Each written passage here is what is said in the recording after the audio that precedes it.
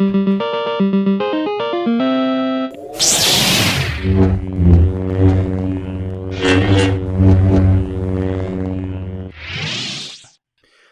speaking of things that would bomb in November,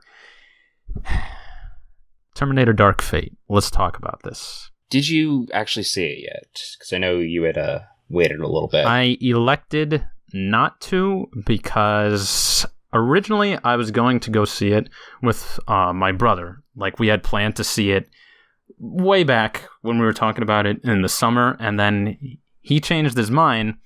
He said, yeah, I actually changed my mind. I'm not going to. I read some things about it because, he always reads about movie ahead of time. I don't know why, but he did. So that got me thinking.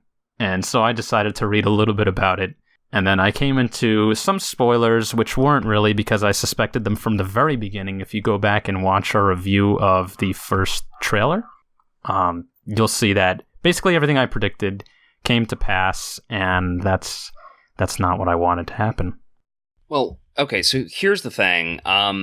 Dark Fate was being billed as a direct sequel to Judgment Day, as if Genesis and Salvation and Rise of the Machines even just had no precedent on this film whatsoever and were just completely irrelevant to the final product. And that this was basically the end of this official original trilogy, effectively.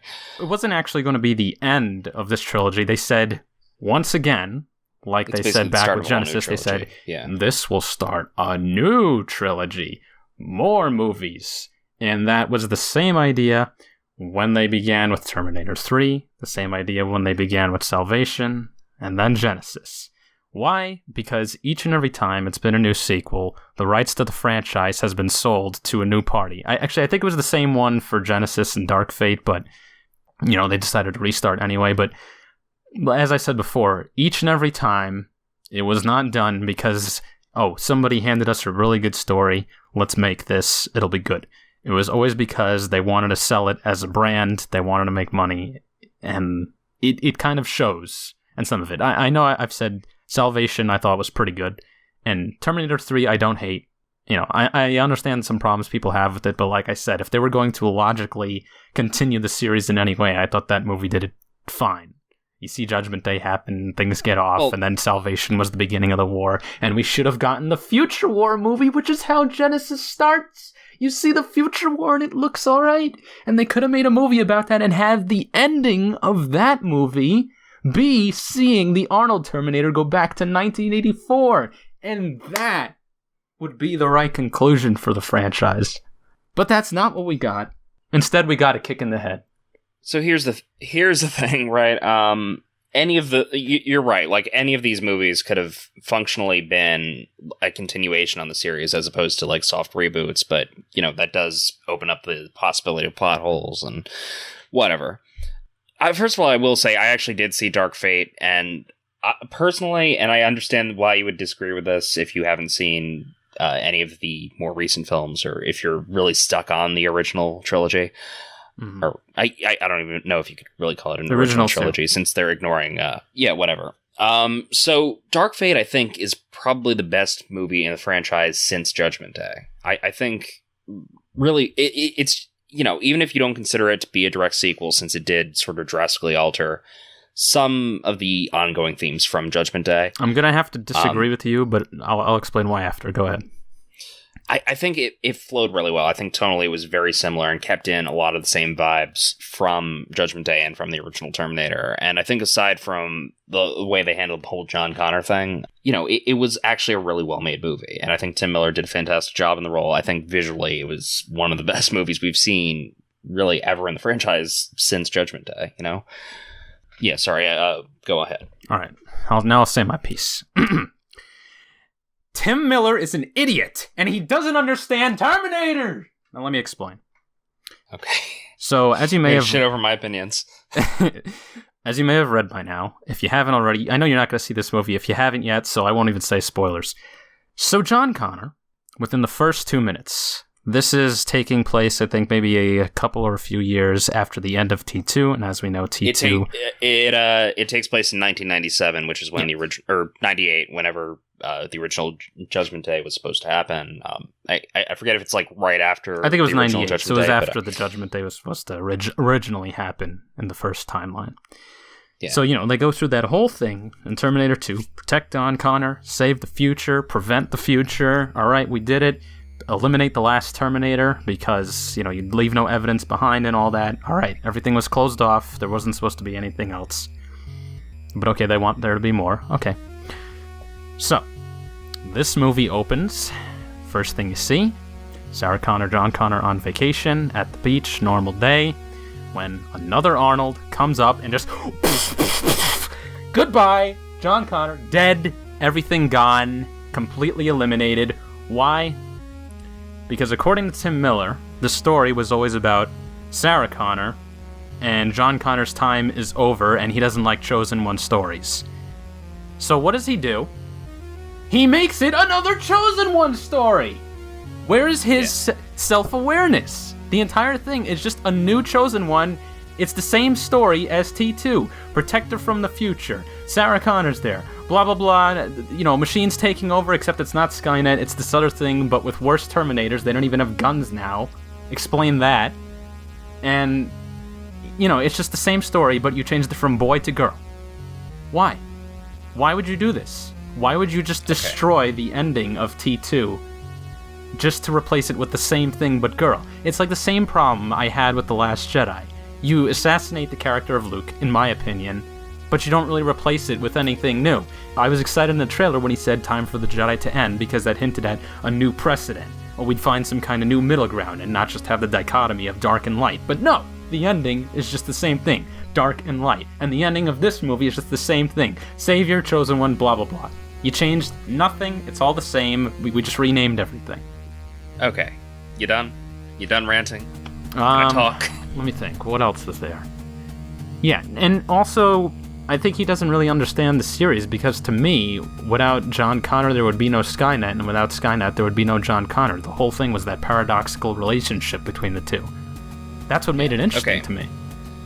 Okay, so, a few things. First of all, I will say I haven't actually heard any of those Tim Miller quotes, so this is new information to me. He was defending them. No, I believe you. I fully believe you. I just hadn't heard it, so I'm sort of... I have that in the back of my mind as I'm talking through this whole thing. I get what he's saying about Sarah Connor always being the sort of focal point behind the whole thing, despite the fact that she's not the one who's going to save the world from the machines and lead this whole resistance. It's really her story throughout a lot of this. The first movie, she was the main character. It was always Connor. It was always John's story, though, because, the reason all that happens is because of him. Yeah, but she's the mother of John. Securing she his taught him future. everything he knows. The fact is that she always was the sort of pivotal force behind him becoming the savior. And, it's largely explained that this is sort of the role she's taken on for this new savior. Well, I mean, then we kind of get into the whole causal relationship between the two things, because she wouldn't have been any of that without, him existing and sending Kyle Reese back and all of that happening. So, that's where the interest lies, is in the whole mystery and implausibility of this whole paradox. And this movie just says, but yeah. Okay, so second thing, Skynet does not exist in Dark Fate. Yeah, no, it's Legion, which is just Skynet with a new paint. It's basically just saying, it's not an inevitability that Skynet's going to take over the world, but the way that humanity never learns from our mistakes, we keep doing the same shit no matter who prevents it, no matter how much we prolong it.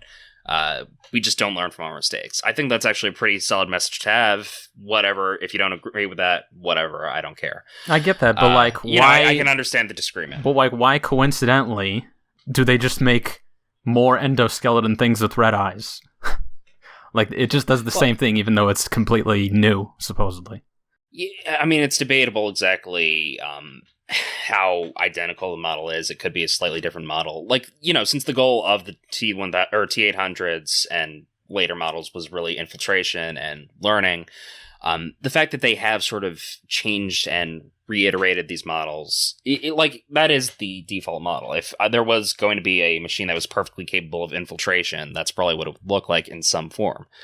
And you can definitely tell there are some bodily differences between Arnold's T800 and Gabriel Luna's Rev 9. Yeah. and you know, that's not even just to say that like it's two separate bodies, which, you know, we could argue about why that's a weird design choice all the time, but the fact is that there are differences. It's not an exactly identical future to what we saw in Terminator 2. The other thing I will say, and the reason I really didn't like Salvation, and the reason why I think a lot of fans were sort of mixed on Terminator Salvation, was because you could never really fulfill that prophecy. You can never really make a prophecy that was as interesting and as entertaining as the lead up to it, with John and Sarah, and, you know, them essentially being saved and trying to save the world from this post-apocalyptic future. That, I think, is where the interest comes from, and I think that's probably where they were going with the ending of Dark Fate. I actually saw an interesting proposal because I was looking at a clip of the opening of Genesis, and a lot of people were saying that what they could have done with a trilogy started by Salvation is actually have those movies be prequels to the first Terminator. And, you know, as I said, have it end with the last scene being Skynet sending the, Model 101 back to 1984. That is what they should have done. That's great, because it's almost like a sequel and prequel, because, you know, a similar thing is going to happen. Well, I guess the dates would be different. Yeah. Like, they did it more as sequels because, you know, it started in 2018 instead of 1997. And, you know, I still think they could have continued it and done it a similar way. Well, it's sort of clear with both Genesis and, you know, now Dark Fate that they were never really going to do that. That they were moving further away from actually showing the war and the effects of moving further away from continuing the story and instead just rehashing it. Yeah. And ultimately, I think another problem I had with Terminator Salvation is that it just looks like every other generic post-apocalyptic movie. Like, to me, I just couldn't get behind that this was the future of the Terminator franchise. You know, if it's more, to me, spectacle than it is story. Well, it was more the aesthetic choices, because, you know, it wasn't the at night dark thing with the purple lasers, because they hadn't gotten there yet within the context of the story. And I think that's a big problem, is that they keep trying to have these people recreate the aesthetic of James Cameron, and it's just not going to happen. It's not. They're not going to recreate his aesthetic. They're not going to be able to perfectly replicate his, visual style. They just can't. And it shows. Oh, and another big issue I had was that kind of, for me, spits in the face of T2 after, you know, Arnold melts himself to get rid of all evidence, is that they say, oh yeah, they just sent a bunch of Arnolds back, one for every year, so it's like Christmas. You just get one every year. Okay, so to be clear, my problem is, because, I didn't see the movie, to be clear. My problem is not with it, judging it as a movie on its own, it's with the story choices it made and how that relates to the franchise and how it continues it. And as this relates to fan reaction, this movie didn't do that well at all. Last I checked, which was like a few days ago, it had only a little over 200 million.